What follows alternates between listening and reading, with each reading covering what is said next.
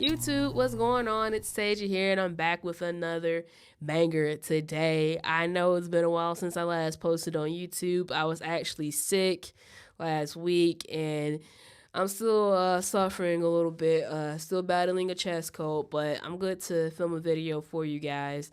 And I actually do want to talk about the good old orange company, the super mega carrier, Schneider National. And the reason why I say it's a super mega carrier is because they recently acquired Cowan Trucking back in November of 2024 for $400 million.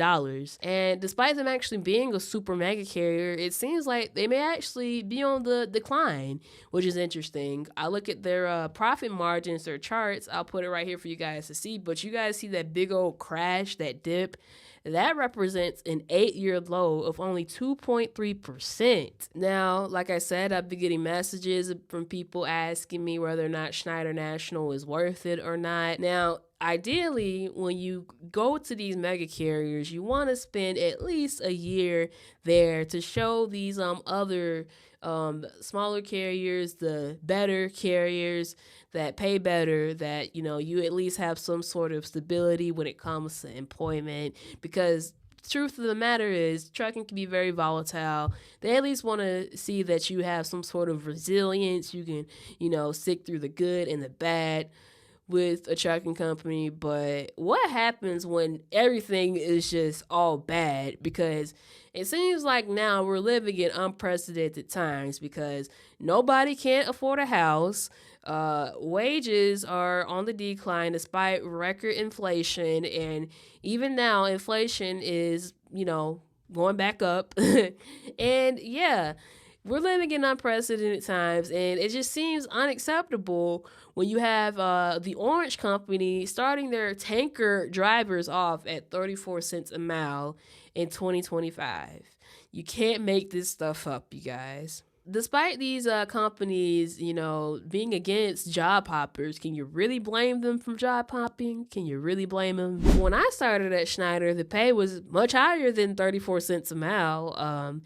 Yeah, I started off at 52 cents a mile, and even that's with just 3 months experience. With zero experience, I would have started off at 50 cents a mile. But this was a dedicated account, the Ecolab account, for those of you who don't know. I started off at 52 cents a mile. They start off at 50 cents a mile, and the hourly rate, the on-duty not driving rate, is $15 an hour. Now, even then, I was still getting comments saying, oh, that's too low, that's not enough, you can do much better than that. And yes, these people are absolutely right, but I did the best that I could given those wages, and I did just fine. Now, I don't know if I could be in that situation right now making 34 cents a mile to haul 99% hazmat freight. I would hope that the pay on the Ecolab account did not change, because that 34 cents a mile, that graphic I showed you, hopefully I showed it to you guys already. Yeah, that's for OTR drivers, but regardless, we're still doing the same thing. We're still hauling freight for Schneider. You still are required to haul hazmat freight for Schneider. You're still required to put on that green suit, go to tank washes, etc. for 34 cents a mile. And you're lucky to even get 2,000 miles a week if you're an OTR tanker driver at Schneider. I'm just saying, because they drive the least. That's why the hourly wage is usually higher than the dry van accounts. Like, dry van accounts are like, what, $10 to $12 an hour? Yeah, still not enough, still very low, and it's just a damn shame, honestly. And here's the truth of the matter. When you go to these mega carriers, I just think at this point it's best to think short term.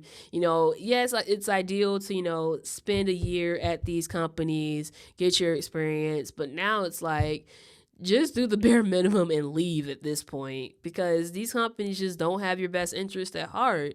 They just don't. Now, there is another option out there. There is Prime Inc. For those of you who don't know, Prime Inc.'s tanker division. Allegedly, they do hire people with no experience. Now, I tried to apply there personally before when I first got my I tried to apply there before, but the first time I got my CDL, they rejected me. They said that I need 6 months of tanker experience, and yeah, I just didn't make the cut. But then I hear people say that they were able to get hired by Prime, no issue. So it seems like maybe it's just the time of year when I applied, or maybe the recruiting is just flaky. But regardless, they do start you off company drivers at Prime Inc. at 57 cents a mile. Still not much, but it is something, and it is a little bit better than what you're gonna get at Schneider. In fact, it's a lot better. But given that we've been in a freight recession for 2 years, yeah, you may have to deal with inconsistencies in pay. Just saying. So yeah, like I said, when it comes to going to these mega carriers, just think short term, not long term. Get your experience and get out. Now moving on, I do want to talk about Schneider's acquisition of Cowan and my little working conspiracy theory here with you guys. Now Schneider acquired Cowan in November of 2024. I tried to look up the average pay for Cowan drivers. All I could find is that they make on average $1,200 a week. This could be wrong. If you're somebody that works at Cowan, let me know in the comments down below how much you make on average. Give me a ballpark, of course. But I wouldn't be surprised if the pay declined all the way down to $800 to $900 a week gross, and here's why. Schneider has plenty of dedicated accounts, okay? I think about over 50% of their freight, over 60% of their freight is dedicated. And they make $2 billion a year based off that dedicated freight. Right now, you need 1 year experience to work at Cowan. You need no experience to work at Schneider. Schneider owns Cowan, so what's stopping Schneider for overriding the experience requirements from Cowan and saying, oh, it's open to all CDL holders. You can be on a Cowan account. And what's stopping Schneider from starting, new drivers off at 38 to 40 cents a mile and $10 to $12 an hour? Because I said earlier, drive van accounts, their hourly wage, their on-duty not driving wage is somewhere between $10 to $12 an hour. So what's stopping Schneider from doing that? Since they bought Cowan, they control Cowan. I mean, look, that's not very far-fetched. And Schneider knows that they can get away with this because they know that there'll always be somebody out there that needs a job, that needs experience, and Schneider is one of the only companies that's willing to give them the job, give them the experience, so they can quit and move on. And yeah, that actually increases the hiring pool, yes, but that displaces the seasoned drivers at Cowan. Like I said, the pay may decline for them because, there's a greater supply of drivers, but the demand, the workload is actually lower. So you have more drivers, you have lower pay, and you now have a shortage of freight. And that's very sad. And I think that this conspiracy theory of mine may actually not be too far-fetched. If you guys, I'm sure you guys know who he is, Ike Stevens from Bonehead Truckers. He actually worked at Schneider for several years, actually. And a company that he worked for was actually acquired by Schneider, if I'm not mistaken. But the company he worked for ran dedicated freight for Walmart. Once Schneider took over, everything just went downhill along with the wages. So yeah, I'll let you guys take a look at that for yourselves. Fast forward to 2020. Well, I was just telling you guys in the last video talking about Hub Group came, had that dedicated account at Walmart in Cleburne, Texas. Well, Schneider came in, but their pay, wow, the pay was so much different. It sucked. Anyway, so they took over, and all of a sudden my paychecks went down. But they treated all of us like it was like some kind of, like a freaking daycare. That's the reason why Schneider, to me, is just, it's a lost cause. Now, unfortunately, he may be right. Schneider may be a lost cause, but once again, everything in life is temporary. I do recommend Schneider. Yes, I do.